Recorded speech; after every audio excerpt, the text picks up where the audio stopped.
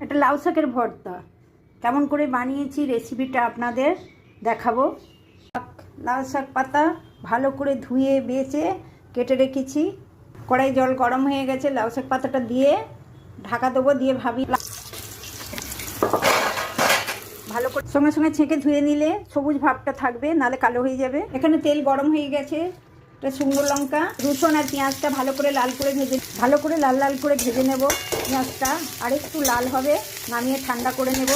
দেখুন বন্ধুরা, ভালো লাগে আপনারা কমেন্টে জানাবেন, খারাপ হলেও সেটা কমেন্ট করে জানাবেন। বুঝতে পারি না, আমরা রোজ যা বানাই সেটাই আমি ফেসবুকে ভিডিও করে ছাড়ি। সিদ্ধ লাউ শাকটা আর পেঁয়াজ ভাজাটা এখন শিলে বেটে নেব। কড়াইয়ে যে তেলটা আছে, শুকনো লঙ্কার কালো জিরে ফোড়ন দেব। কালো জিরে কাঁচা লঙ্কা ফোড়ন দিয়েছি, এবার শাকটা বাটা হয়ে গেছে শিলে, এবারে দিয়ে দেবো। দেখুন বন্ধুরা, এখন আমি একটু নুন আর মিষ্টি ছড়িয়ে দিয়েছি, আগে দিইনি, নুন দিলে কমে যাবে বলে, তাই দেখুন কতটুকুনি হয়ে গেছে। দেখুন বন্ধুরা, আমার লাউ শাকের ভর্তা হয়ে গেছে, লাল লাল হয়ে গেছে। এবারে নামিয়ে নেব।